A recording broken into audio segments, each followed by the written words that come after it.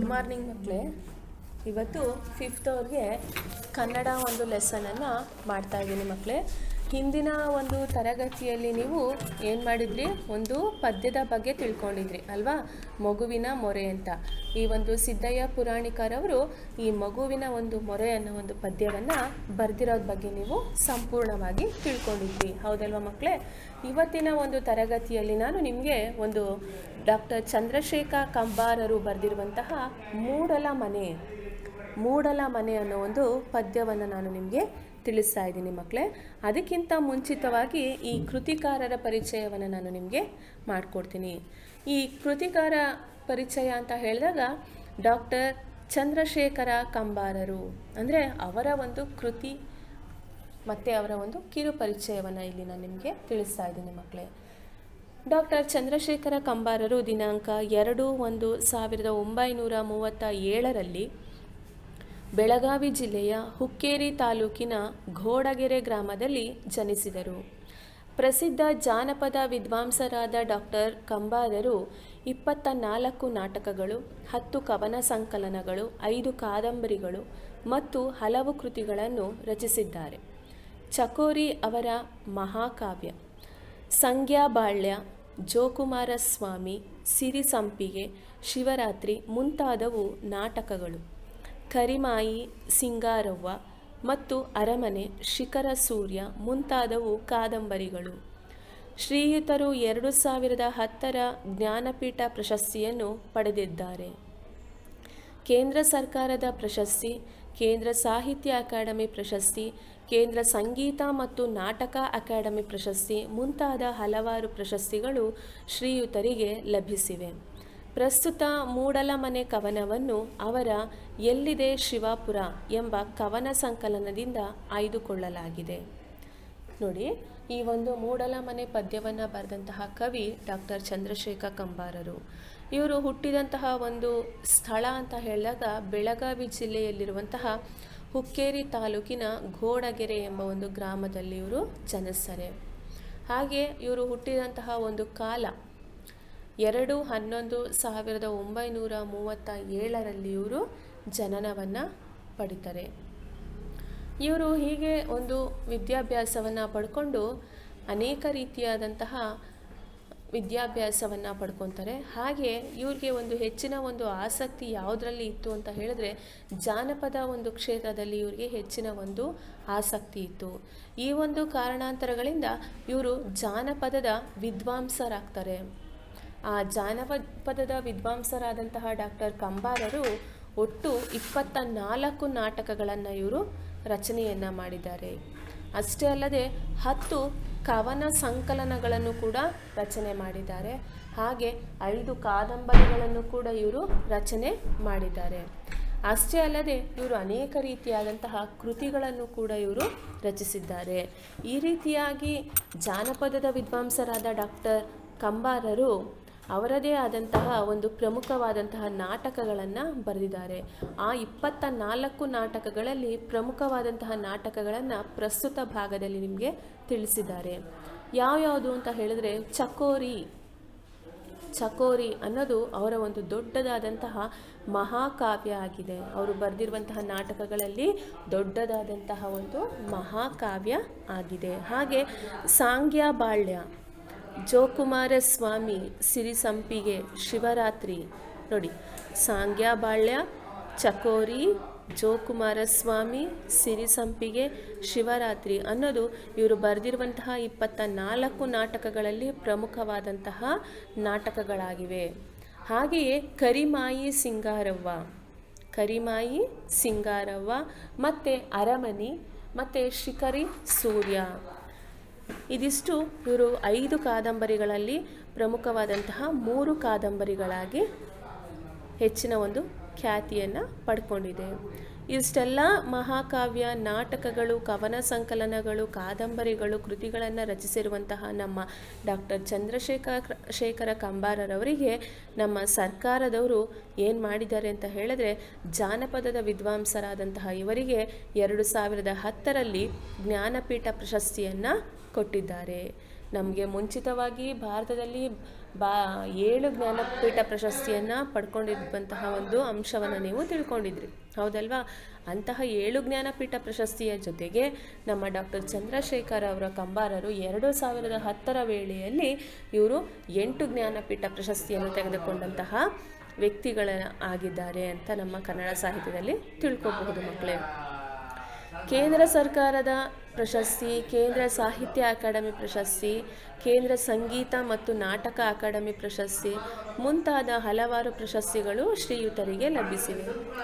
ಈ ರೀತಿಯಾಗಿ ಜಾನಪದದ ವಿದ್ವಾಂಸರಾದ ಇವರಿಗೆ ನಮ್ಮ ಸರ್ಕಾರದವರು ಏನು ಮಾಡಿದ್ದಾರೆ ಅಂತ ಹೇಳಿದ್ರೆ, ಕೆಲವೊಂದು ಕೇಂದ್ರ ಸಾಹಿತ್ಯ ಅಕಾಡೆಮಿ ಪ್ರಶಸ್ತಿಯನ್ನು ನೀಡಿದ್ದಾರೆ, ಸಂಗೀತ ನಾಟಕ ಪ್ರಶಸ್ತಿಯನ್ನು ನೀಡಿದ್ದಾರೆ. ಹಾಗೆ ಹಲವಾರು ಪ್ರಶಸ್ತಿಗಳನ್ನು ಚಂದ್ರಶೇಖರ ಕಂಬಾರರವರಿಗೆ ಕೊಟ್ಟು ಗೌರವವನ್ನು ಸಲ್ಲಿಸಿದ್ದಾರೆ.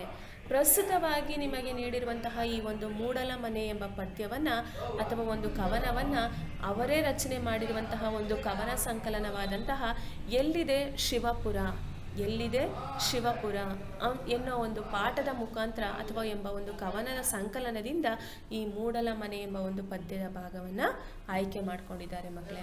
ಹಾಗಾದರೆ ಈ ಕೃತಿಕಾರರ ಪರಿಚಯ ನಿಮಗೆ ಅರ್ಥ ಆಗಿದೆ ಅನ್ಕೋತೀನಿ ಮಕ್ಕಳೇ.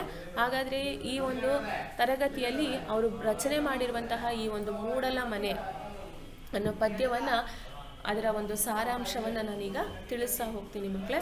ಫಸ್ಟು ಈ ಪದ್ಯವನ್ನು ನಾನು ಯಾವ ಭಾಷೆಯಲ್ಲಿದೆ ಅಂತ ಹೇಳಿದ್ರೆ, ಒಂದು ಗ್ರಾಂಥಿಕ ಭಾಷೆಯನ್ನು ಇಲ್ಲಿ ಬಳಸ್ಕೊಂಡಿದ್ದಾರೆ. ಇಲ್ಲಿ ಗ್ರಾಂಥಿಕ ಭಾಷೆಯಲ್ಲಿದೆ, ಹಾಗೆ ಮತ್ತು ಆಡು ಭಾಷೆಯಲ್ಲಿದೆ. ಅಂದರೆ ಆರಾಮ್ಸೆಯಾಗಿ ಯಾವುದೇ ರೀತಿಯಾದಂಥ ಒಂದು ಕಷ್ಟಪಡದೆ ಆರಾಮಾಗಿ ಸರಾಗವಾಗಿ ಹೇಳುವಂಥ ಒಂದು ಭಾಷೆಯ ರೂಪದಲ್ಲಿ ಇದನ್ನು ನಿಮಗೆ ಬರೆದು ಕೊಟ್ಟಿದ್ದಾರೆ. ಫಸ್ಟ್ ಈ ಪದ್ಯವನ್ನು ನಾನು ಹೇಳ್ತಾ ಹೋಗ್ತೀನಿ, ನೀವು ಅದನ್ನು ಗಮನಿಸ್ತಾ ಹೋಗಬೇಕು. ಆ ಅಕ್ಷರದ ಕೆಳಗೆ ನೀವೇನು ಮಾಡಬೇಕು, ಬೆರಳನ್ನು ಇಟ್ಕೊಂಡು ಹೋಗಬೇಕು ಮಕ್ಕಳೇ. ಈಗ ನೋಡಿ ಪದ್ಯವನ್ನು ಹೇಳ್ತಾ ಇದ್ದೀನಿ, ಗಮನಿಸ್ಕೊಳ್ಳಿ. ಪದ್ಯ 8, ಮೂಡಲ ಮನೆ. ನಮ್ಮೂರ ಅಗಸ್ಯಾಗ ಆಲದ ಮರ ಬೆಳೆದು ಹಾದಿ ಬೀದೆಲ್ಲ ತಂಪು ನೆರಳ, ನೆತ್ತಿಗೂದಲ ಹರವಿ ತಪವ ಮಾಡೋ ನ್ಯಾರ ಮಾಡೋ ನ್ಯಾರ, ಜಡಿಮುನಿಯ ಜಡಿಯ ಹಾಂಗ ಬೀಳಲ ರೆಂಬಿ ಕೊಂಬಿಯ ಮ್ಯಾಲ ಗೂಡ, ರಂಬಿ ಕೊಂಬಿಯ ಮ್ಯಾಲ ಗೂಡ, ಕಟ್ಟಿದವ ರೆಕ್ಕೆ ಬಲಿತ ಹಕ್ಕಿ, ರೆಕ್ಕೆ ಬಲಿತ ಹಕ್ಕಿ ಗೂಡಿನಾಗ ಮಲಗ್ಯಾವ ಮರಿಹಕ್ಕಿ ಮರಿಹಕ್ಕಿ, ದೂರ ದೇಶದ ವಲಸಿಗ ಹಕ್ಕಿಗೂ ಐತಿ ಜಾಗ ಒಳಗ, ಬನ್ನಿರಿ ನೀವು ನಮ್ಮ ಬಳಗ ಹಳೆಯ ಬಾವಿಯ ತಳದ, ಹಳೆಯ ಬಾವಿಯ ತಳದ ನೀರಿನಾಗ ಹಸುರ ಚಿಗರ ತಾವ, ನಮ್ಮೂರ ಅಗಸ್ಯಾಗ ಆಲದ ಮರ ಬೆಳೆದು ಹಾದಿ ಬೀದೆಲ್ಲ ತಂಪು ನೆರಳ, ಹಾದಿ ಬೀದೆಲ್ಲ ತಂಪು ನೆರಳ, ತಂಪು ನೆರಳ ತಂಪು ನೆರಳ, ಬೇರಿಗೆ ಮೊಳಕಿ ಒಡೆಯಿತಾವ ಭೂತ ಬೇತಾಳ ಜೋತ ಬಾವಲಿ ಮ್ಯಾಲ ಕೂಗತಾವ, ಮ್ಯಾಲ ಕೂಗತಾವ ಮರದಾಗ ಕರಗ ಕುಣಿಯುತ್ತಾವ, ಮರದ ಎಲೆ ನೆರಳು ಮನೆಯ ಗೋಡೆ ಮ್ಯಾಲ ಆಡತಾವ ಆಟ, ಮೂಡ್ಯವ ತೊಗಲ ಗೊಂಬಿಯಾಟ, ಮೂಡವ ತೊಗಲ ಗೊಂಬಿಯಾಟ, ಕರುಳ ಬಳ್ಳಿಯ ಕತೆಯ ಹೇಳ್ತಾವ ನೋಡ್ರಿ ಶಾಂತ ಚಿತ್ತ, ನೋಡ್ರಿ ಶಾಂತ ಚಿತ್ತ ನಾವೂನು ಅದರ ಭಾಗ ಮಾತ್ರ, ನಮ್ಮೂರ ಅಗಸ್ಯಾಗ ಆಲದ ಮರ ಬೆಳೆದು ಹಾದಿ ಬೀದೆಲ್ಲ ತಂಪು ನೆರಳ, ಹಾದಿ ಬೀದೆಲ್ಲ ತಂಪು ನೆರಳ, ಹಾದಿ ಬೀದೆಲ್ಲ ತಂಪು ನೆರಳ. ನೋಡಿ ಇಲ್ಲಿ ಈ ಕವಿ ಏನು ಮಾಡಿದ್ದಾರೆ ಅಂತ ಹೇಳಿದ್ರೆ, ಒಂದು ಪರಿಸರವನ್ನು ಕುರಿತು ಇಲ್ಲಿ ಬರೆದಿದ್ದಾರೆ. ಆ ಒಂದು ಊರಿನ ಒಂದು ಹೆಬ್ಬಾಗಿಲಿನ ಬಳಿ ಒಂದು ದೊಡ್ಡದಾದಂಥ ಒಂದು ಆಲದ ಮರದ ಬಗ್ಗೆ ಇಲ್ಲಿ ಕವಿ ಏನು ಮಾಡಿದ್ದಾರೆ, ತಿಳಿಸಿದ್ದಾರೆ. ಹೇಗೆ ಅನ್ನೋದನ್ನು ಈ ಒಂದು ತರಗತಿಯಲ್ಲಿ ನಾನು ತಿಳಿಸ್ತಾ ಹೋಗ್ತೀನಿ ಮಕ್ಕಳೇ. ನಮ್ಮೂರ ಅಗಸ್ಯಾಗ ಆಲದ ಮರ ಬೆಳೆದು, ಅಗಸ್ಯ ಅಂತ ಹೇಳಿದ್ರೆ ಮಕ್ಕಳೇ ಊರಿನ ಒಂದು ಹೆಬ್ಬಾಗಿಲನ್ನು ನಾವು ಅಗಸ್ಯ ಅಂತ ಹೇಳ್ತೀವಿ. ಊರಿನ ಒಂದು ಪ್ರವೇಶ ದ್ವಾರವನ್ನು ನಾವು ಹೆಬ್ಬಾಗಿಲು ಅಥವಾ ಅಗಸ್ಯ ಅಂತ ನಾವು ಹೇಳ್ತೀವಿ. ಆ ಒಂದು ಊರಿನ ಹೆಬ್ಬಾಗಿಲ ಬಳಿ ಒಂದು ದೊಡ್ಡದಾದಂತಹ ಒಂದು ಆಲದ ಮರ ಬೆಳೆದು ಇದೆಯಂತೆ ಅಲ್ವಾ. ಈಗ ಫಾರ್ ಎಕ್ಸಾಂಪಲ್ ಇದಕ್ಕೆ ಕೊಡ್ಬೋದು ಅಂತ ಹೇಳಿದರೆ, ನೀವು ಮೈಸೂರಿಗೆ ಹೋಗುವಂತಹ ರಸ್ತೆಯಲ್ಲಿ ಒಂದು ದೊಡ್ಡದಾದಂಥ ಒಂದು ಆಲದ ಮರ ಇದೆ. ನೀವು ನಿಮ್ಮ ಲೆಫ್ಟ್ ಭಾಗದಲ್ಲಿ ನೀವು ಗಮನಿಸಿರಬಹುದು ಅಲ್ವಾ, ಹೋಗುವ ಒಂದು ಸಂದರ್ಭದಲ್ಲಿ ಎಷ್ಟು ದೊಡ್ಡದಾಗಿ ಬೆಳೆದಿದೆ ಅಂತ ಹೇಳಿದ್ರೆ ಅಲ್ಲಿ ಶೂಟಿಂಗ್ ಎಲ್ಲ ನಡೆಯುತ್ತೆ. ಹಾಗೆ ಅಲ್ಲಿ ಒಂದು ಕಾಲೇಜ್ ಕೂಡ ಇದೆ ಅಲ್ವಾ, ಇಂಜಿನಿಯರಿಂಗ್ ಕಾಲೇಜ್ ಕೂಡ ಇದೆ. ಆ ಒಂದು ಯಾವ ರೀತಿಯಾಗಿ ಆ ಮರ ಬೆಳೆದು ಅಲ್ಲಿರುವಂತಹ ಜನರಿಗೆಲ್ಲ ನೆರಳನ್ನು ಕೊಡ್ತಿದೆಯೋ ಅದೇ ರೀತಿಯಾಗಿ ಇಲ್ಲೂ ಕೂಡ ಒಂದು ಊರಿದೆಯಂತೆ. ಆ ಊರಿನ ಒಂದು ಹೆಬ್ಬಾಗಿಲಲ್ಲಿ ಕೂಡ ಒಂದು ದೊಡ್ಡದಾದಂಥ ಒಂದು ಆಲದ ಮರ ಬೆಳೆದಿತ್ತಂತೆ. ಆ ಆಲದ ಮರ ಬೆಳೆದು ಏನು ಮಾಡಿತ್ತು ಅಂತ ಹೇಳಿದ್ರೆ, ಹಾದಿ ಬೀದಿ ಅಂದರೆ ರಸ್ತೆಯಲ್ಲಿ ಹೋಗು ಬರುವಂತಹ ಎಲ್ಲರಿಗೂ ಕೂಡ ಇದು ಏನು ಮಾಡ್ತಾ ಇತ್ತು, ಆ ಮರ ನೆರಳನ್ನು ಕೊಡ್ತಾ ಇತ್ತು. ಅಂದರೆ ತಂಪಾದ ನೆರಳನ್ನು, ತಂಪಾದ ಗಾಳಿಯನ್ನು ಅದಕ್ಕೆ ಕೊಡ್ತಾ ಇದ್ರು. ನೆತ್ತಿಗೂದಲ ಹರವಿ ತಪವ ಮಾಡೋನ್ಯಾರ. ನೆತ್ತಿ ಅಂತ ಹೇಳಿದ್ರೆ ಮಕ್ಕಳೇ, ತಲೆಯ ಮಧ್ಯಭಾಗವನ್ನು ನಾವು ನೆತ್ತಿ ಅಂತ ಹೇಳ್ತೀವಿ. ತಲೆಯ ಭಾಗವನ್ನು ನಾವೇನಂತೀವಿ, ನೆತ್ತಿ ಅಂತ ಹೇಳ್ತೀವಿ. ಆ ನೆತ್ತಿಯ ಭಾಗದಲ್ಲಿ ಸೂರ್ಯ ಏನು ಮಾಡ್ತಾ ಇದ್ದಾನೆ, ಬೀಸಿ ಅಂದರೆ ಸೂರ್ಯನ ಶಾಖ ಆ ನೆತ್ತಿಯ ಭಾಗಕ್ಕೆ ಹೋಗಿ ಏನಾಗ್ತಾ ಇದೆ, ನೆತ್ತಿ ಭಾಗ ಎಲ್ಲ ಸುಡ್ತಾ ಇದೆ. ಅದನ್ನು ತಪವ ಮಾಡೋನ್ಯಾರ. ತಪ ಅಂತ ಹೇಳಿದ್ರೆ, ಈಗ ಯಾವ ರೀತಿಯಾಗಿ ಹೋಗಿ ಒಬ್ಬ ಋಷಿಮುನಿಗಳು ಒಂದು ಬೆಟ್ಟದ ತಪ್ಪಲುಗಳಲ್ಲಿ ಹೋಗಿ ಅವರು ಜಪವನ್ನು ಮಾಡ್ತಾರೋ, ತಪಸ್ಸನ್ನು ಮಾಡ್ತಾರೋ, ಧ್ಯಾನವನ್ನು ಮಾಡ್ತಾರೋ, ಆ ರೀತಿಯಾಗಿ ಆ ಒಂದು ನೆತ್ತಿಯಲ್ಲಿರುವಂತಹ ಒಂದು ಸೂರ್ಯನ ಒಂದು ಶಾಖವನ್ನು ಯಾರಪ್ಪ ನಮಗೆ ತಂಪನ್ನು ಮಾಡ್ತಾರೆ, ಆ ನೆತ್ತಿಯ ಮೇಲಿರುವಂತಹ ಒಂದು ಸೂರ್ಯನ ಪ್ರಕಾರವನ್ನು ಯಾರೀಗ ಅದನ್ನು ಶಮನಗೊಳಿಸ್ತಾರೆ, ಅಂತಹ ಜಡೆಮುನಿ ಅಥವಾ ತಪವನ್ನು ಮಾಡುವಂತಹ ಧ್ಯಾನ ಮಾಡ್ತಾ ಇರುವಂತಹ ವ್ಯಕ್ತಿ ಎಲ್ಲಿದ್ದಾನೆ ಅಂತ ಏನು ಮಾಡ್ತಾ ಇದ್ದಾರೆ, ಹೇಳ್ತಾ ಇದ್ದಾರೆ. ಜಡಿಮುನಿಯ ಜಡಿಯ ಹಾಂಗ ಬೀಳಲ. ಜಡೆ ಅಂತ ಹೇಳಿದ್ರೆ ನಿಮಗೆ ಗೊತ್ತು, ಅಂದರೆ ಕೂದಲು, ಉದ್ದವಾದಂತಹ ಒಂದು ಕೂದಲಿನ ಒಂದು ರಾಶಿಯನ್ನು ನಾವು ಜಡೆ ಅಂತ ಹೇಳ್ತೀವಿ, ಹೌದಲ್ವಾ.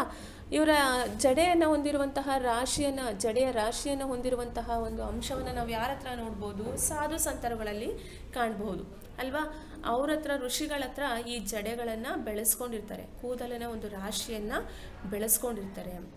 ಹಾಗೆ ಜಡೆಮುನಿ ಅಂತ ಹೇಳಿದ್ರೆ ಅವರು ವಿಶೇಷವಾಗಿ ಹಾಗಾದರೆ ಈಗಿನ ಕಾಲದಲ್ಲಿ ಹುಡುಗರುಗಳು ಕೂಡ ಜಡೆಯನ್ನು ಬೆಳೆಸ್ಕೊತಾರೆ, ಕೂದಲನ್ನೆಲ್ಲ ಬೆಳೆಸ್ಕೊತಾರೆ, ಅವರೂ ಕೂಡ ಜಡೆಮುನಿ ಅಂತ ಹೇಳ್ತೀವ ಇಲ್ಲ.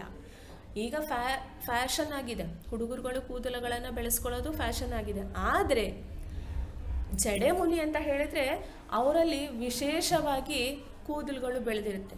ಅವರಲ್ಲಿ ಒಂಥರ ಕೂದಲುಗಳು ನಾರ್ಮಲ್ ಕೂದಲುಗಳಾಗಿರಲ್ಲ, ಅವರಲ್ಲಿ ರಿಂಗ್ ಟೈಪ್ ಇರುತ್ತೆ. ಆಮೇಲೆ ಎಷ್ಟು ಕೆಂಚಿಗಿರುತ್ತೆ ಅಂತ ಹೇಳಿದ್ರೆ ಇಷ್ಟು ಉದ್ದ, ಈಗ ಆಲದ ಮರದಲ್ಲಿ ನೀವು ನೋಡಿರ್ತೀರ ಅಲ್ವಾ ಅದರದ್ದು ಬೇರ್ಗಳು, ಅದೇ ರೀತಿಯಾಗಿ ಆ ಋಷಿ ಮುನಿಗಳಲ್ಲೂ ಕೂಡ ಆ ರೀತಿಯಾಗಿ ಜಡೆ ಇರುತ್ತೆ. ಅಂದರೆ ವಿಶೇಷವಾಗಿ ಜಡೆಯನ್ನು ಬೆಳೆಸಿಕೊಳ್ಳುವಂತಹ ಒಬ್ಬ ಸನ್ಯಾಸಿಯನ್ನು ನಾವು ಜಡೆಮುನಿ ಅಂತ ನಾವು ಹೇಳ್ತೀವಿ. ರೆಂಬಿ ಕೊಂಬಿಯ ಮ್ಯಾಲ ಗೂಡ ಕಟ್ಟಿದಾವ ರೆಕ್ಕೆ ಬಲಿತ ಹಕ್ಕಿ. ನೋಡಿ, ಆ ಆಲದ ಮರವನ್ನು ಇಲ್ಲಿ ಚಂದ್ರಶೇಖರ್ ಕಂಬಾರ್ ಅವರು ಯಾರಿಗೆ ಹೋಲಿಕೆ ಮಾಡಿದ್ದಾರೆ ಅಂತ ಹೇಳಿದ್ರೆ ಜಡೆಮುನಿಗೆ ಹೋಲಿಕೆ ಮಾಡಿದ್ದಾರೆ. ಅಂದರೆ ಋಷಿಮುನಿಗೆ ಇದನ್ನು ಹೋಲಿಕೆ ಮಾಡಿದ್ದಾರೆ.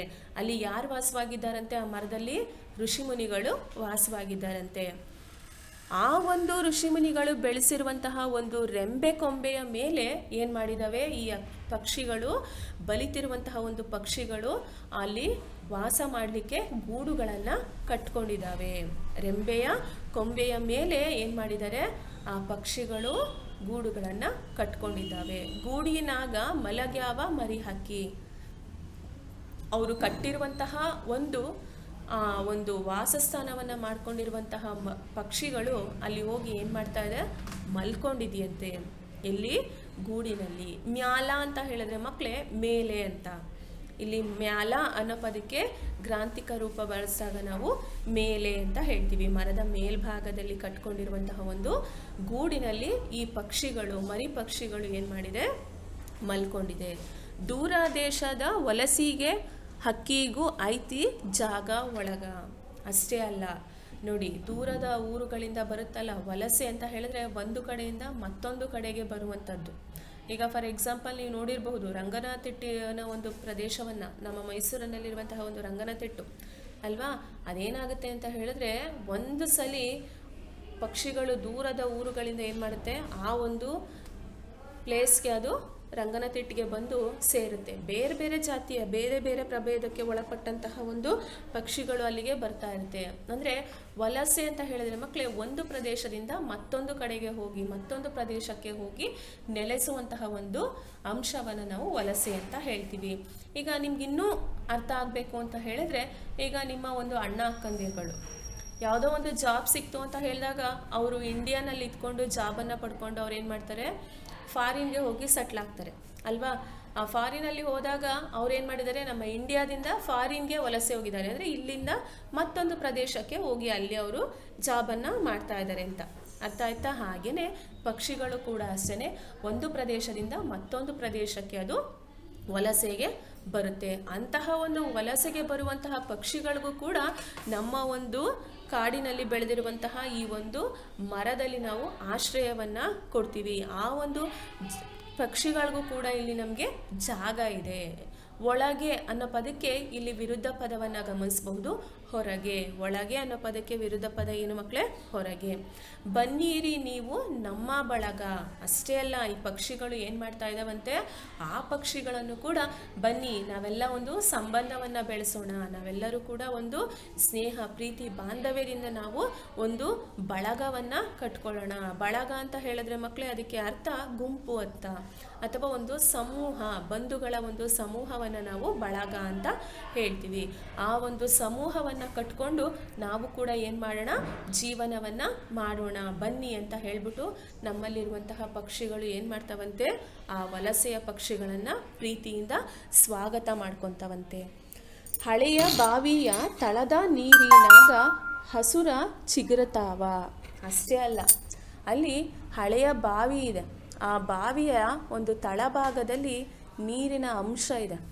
ಆ ನೀರಿನ ಅಂಶ ಇದ್ದ ಕೂಡಲೇ, ಈಗ ನಿಮ್ಮ ಅಕ್ಕಪಕ್ಕದಲ್ಲೇ ತಗೊಳ್ಳಿ, ಒಂಚೂರು ನೀರಿನ ಅಂಶ ಇತ್ತು ಅಂತಂದರೆ, ಈಗ ಒಂದು ಪಾಟನ್ನು ಹಾಕಿರ್ತೀರ, ಆ ಪಾಟಲ್ಲಿ ನೀವು ಗುಲಾಬಿ ಗಿಡವನ್ನು ಹಾಕಿರ್ತೀರ, ಆ ಗುಲಾಬಿ ಗಿಡದಕ್ಕೆ ಹಾಕೋಕ್ಕಿಂತ ಮುಂಚೆ ಅಲ್ಲಿ ಏನಾಗಿರುತ್ತೆ, ಅಥವಾ ಗುಲಾಬಿ ಗಿಡ ಬೆಳೀತಾ ಇದ್ರು ಅದ್ರ ಜೊತೆ ಹುಲ್ಲುಗಳು ಬೆಳೀತಾ ಇರುತ್ತೆ. ನಿಮಗೆ ಗೊತ್ತಿರೋಲ್ಲ, ನೀವು ಹುಲ್ಲನ್ನು ನೆಟ್ಟೇ ಇರಲ್ಲ ಅಲ್ವಾ, ಅದೇನಾಗಿರುತ್ತೆ, ಸಣ್ಣ ಸಣ್ಣದಾದಂತಹ ಹಸಿರಿನ ಹುಲ್ಲು ಬೆಳೆಯುತ್ತೆ ಅಲ್ವಾ.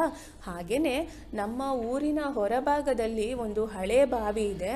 ಆ ಹಳೆಯ ಬಾವಿಯ ತಳಭಾಗ, ತಳ ಅಂತ ಹೇಳಿದ್ರೆ ಮಕ್ಕಳೇ ಕೆಳಭಾಗ ಅಥವಾ ಒಂದು ಸಮತಟ್ಟಾದಂತಹ ಒಂದು ಭಾಗ, ಅದನ್ನು ನಾವು ತಳ ಅಂತ ಹೇಳ್ತೀವಿ.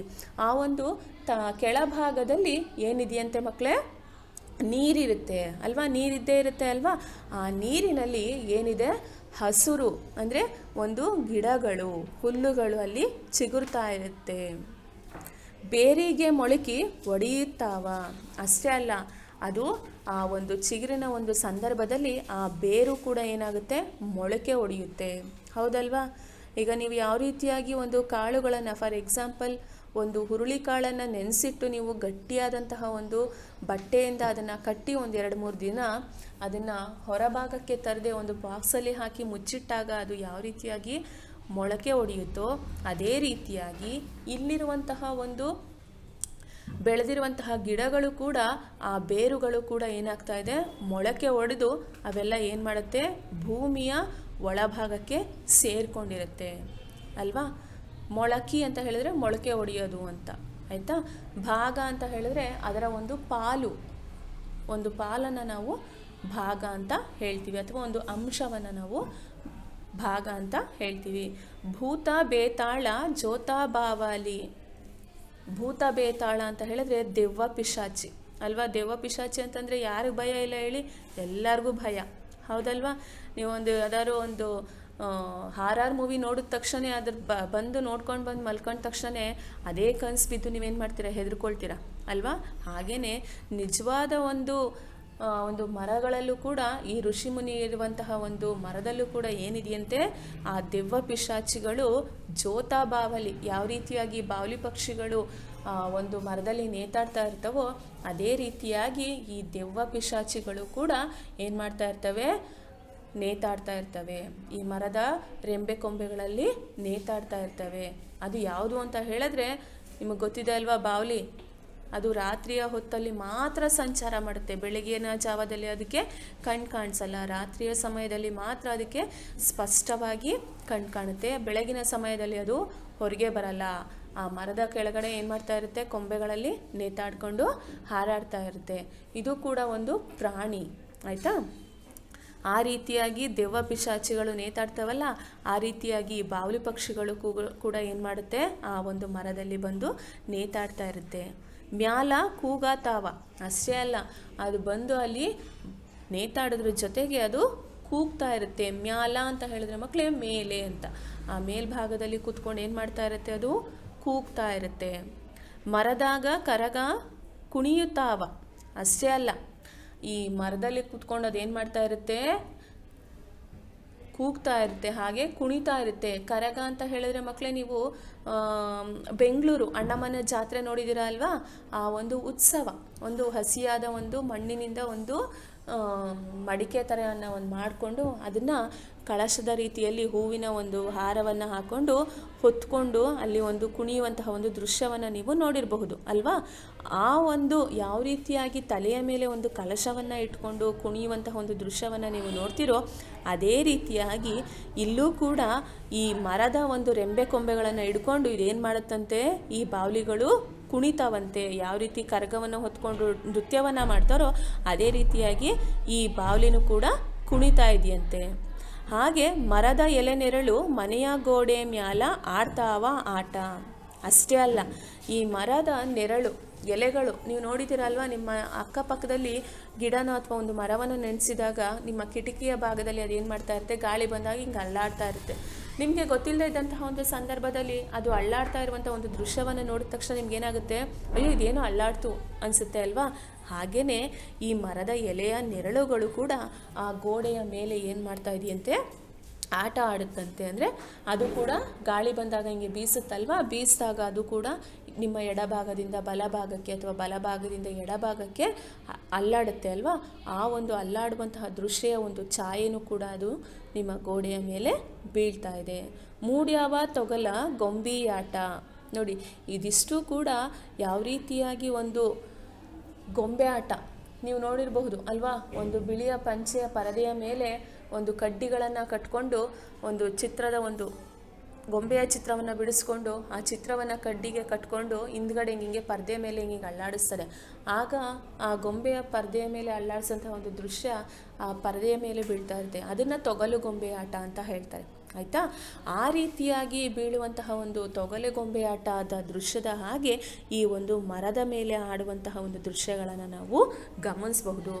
ಕರುಳ ಬಳ್ಳಿಯ ಕಥೆಯ ಹೇಳ್ತಾವ ಅಷ್ಟೇ ಅಲ್ಲ, ಈ ಮರ ಬೆಳೆಯುವಂತಹ ಸಂದರ್ಭದಲ್ಲಿ ತನ್ನ ತಾಯಿ ಯಾವ ರೀತಿಯಾಗಿ ಒಂದು 9 ತಿಂಗಳು ಒಂದು ಗರ್ಭದಲ್ಲಿ ಒಂದು ಮಗುವನ್ನು ಜನಿಸಿ ಅವಳು ಒಂದು ನೋವನ್ನು ಇಟ್ಕೊಂಡಿರ್ತಾಳೋ, ತನ್ನ ಎಲ್ಲ ನೋವುಗಳನ್ನು ತನ್ನಲ್ಲಿ ಅಡವೆ ಇಟ್ಕೊಂಡಿರ್ತಾಳೋ, ಅದೇ ರೀತಿಯಾಗಿ ಇವಳು ಕೂಡ ಈ ಕರುಳ ಬಳ್ಳಿಯಲ್ಲಿರುವಂತಹ ಒಂದು ಕಥೆಯನ್ನು ಈ ಮರನು ಕೂಡ ಹೇಳ್ತಾ ಇದೆ. ತನ್ನಲ್ಲಿರುವಂತಹ ನೋವನ್ನೆಲ್ಲ ಇದು ಅಡಗಿ ಇಟ್ಕೊಂಡಿದೆ. ನೋಡಿ ಶಾಂತ ಚಿತ್ತ, ನೋಡ್ರಿ ಯಾವ ರೀತಿಯಾಗಿ ಇದು ತನ್ನ ಒಂದು ಶಾಂತ ಚಿತ್ತ ಅಂತ ಹೇಳಿದ್ರೆ ತೃಪ್ತಿಯಾದಂತಹ ಮನಸ್ಸನ್ನು ಹೊಂದಿರುವಂತಹ ಒಂದು ಮನಸ್ಸನ್ನು ನಾವು ಶಾಂತ ಚಿತ್ತ ಅಂತ ಹೇಳ್ತೀವಿ, ಅಥವಾ ಶಾಂತ ಮನಸ್ಸು. ಅಂದರೆ ಯಾವುದೇ ರೀತಿಯಾದಂತಹ ಒಂದು ಸಂದರ್ಭದಲ್ಲೂ ಅದು ತಾಳ್ಮೆಯನ್ನು ಕಳ್ಕೊಳ್ಳಲ್ಲ. ನಾವೂ ಕೂಡ ಅದರ ಭಾಗ ಮಾತ್ರ. ನಾವು ಕೂಡ ಇದೇ ರೀತಿಯಾಗಿ ನಾವು ಒಂದು ಶಾಂತತೆಯನ್ನು ನಾವು ಬೆಳೆಸ್ಕೋಬೇಕು ಅಂತ ಅದರ ಒಂದು ಭಾಗವಾಗಿದ್ದೇವೆ ಅಂತ ನಮ್ಮ ಡಾಕ್ಟರ್ ಚಂದ್ರಶೇಖರ್ ಕಂಬಾರ್ ಅವರು ಈ ಪದ್ಯದಲ್ಲಿ ಬರೆದಿದ್ದಾರೆ. ಒಟ್ಟಾರೆಯಾಗಿ ಮಕ್ಕಳೇ ಈ ಒಂದು ಪದ್ಯದ ಮುಖಾಂತರ ನಾವು ಏನನ್ನು ತಿಳ್ಕೊಬಹುದು ಅಂತ ಹೇಳಿದ್ರೆ, ಇಲ್ಲಿ ಅನೇಕ ರೀತಿಯಾದಂತಹ ಜಾತಿಯ ಅಥವಾ ವಿವಿಧ ಪ್ರಭೇದದ ಮರಗಿಡಗಳನ್ನು ನಾವು ಕಾಣಬಹುದು, ಹೌದಲ್ವಾ. ಅದೇ ರೀತಿಯಾಗಿ ನಮ್ಮ ಈ ಒಂದು ಪ್ರಪಂಚದಲ್ಲೂ ಕೂಡ ವಿವಿಧ ಜಾತಿಯ ಅಥವಾ ವಿವಿಧ ಪ್ರಭೇದಗಳಿಗೆ ಸಂಬಂಧಪಟ್ಟಂತಹ ಅಥವಾ ವಿವಿಧ ಮತಗಳಿಗೆ ಸಂಬಂಧಪಟ್ಟಂತಹ ಒಂದು ಜನರ ಸಮೂಹವನ್ನು ನಾವು ಕಾಣಬಹುದು ಅಲ್ವಾ. ಅದೇ ರೀತಿಯಾಗಿ ನಾವೆಲ್ಲ ಒಂದೇ, ನಾವು ದೇಶದಲ್ಲಿ ಒಟ್ಟಾಗಿ ಬಾಳ್ತಾ ಇದ್ದೀವಿ ಅನ್ನೋ ಒಂದು ಅಂಶವನ್ನು ಕೂಡ ನಾವೇನು ಮಾಡ್ತಾ ಇದ್ದೀವಿ, ಇಲ್ಲಿ ತಿಳಿಸ್ತಾ ಇದ್ದೀವಿ, ಹೌದಲ್ವಾ. ನಾವೆಲ್ಲ ಒಂದೇ ಅನ್ನೋ ಒಂದು ಭಾವನೆಯನ್ನು ಕೂಡ ಇಲ್ಲಿ ಬೆಳೆಸ್ತಾ ಇದ್ದೀವಿ. ಹಾಗೆ ನಾವು ಒಂದು ಹಬ್ಬ ಆಗಿರಬಹುದು, ಆಚರಣೆಗಳಾಗಿರಬಹುದು ಅಥವಾ ಸಂಪ್ರದಾಯಗಳಾಗಿರಬಹುದು, ನಾವು ಯಾವುದೇ ಒಂದು ಹಬ್ಬಗಳು ಸಂಪ್ರದಾಯಗಳನ್ನು ಆಚರಿಸುವಂತಹ ಸಂದರ್ಭದಲ್ಲಿ ನಾವೆಲ್ಲರೂ ಒಂದೇ, ಯಾರು ಮೇಲೂ ಅಲ್ಲ ಕೀಳು ಅಲ್ಲ, ನಾವೆಲ್ಲ ಭಾರತ ಮಾತೆ ಎಂಬ ಒಂದೇ ತಾಯಿಯ ಮಕ್ಕಳು ಅನ್ನೋದನ್ನು ನಾವು ಆಧಾರವಾಗಿಟ್ಕೊಂಡು ನಾವು ಜೀವನವನ್ನು ಬಾಳಬೇಕು. ಹಾಗೆ ಒಂದೇ ತಾಯಿ ಯಾವ ರೀತಿಯಾಗಿ ಮರದ ಒಂದು ವಿಶಾಲವಾದಂತಹ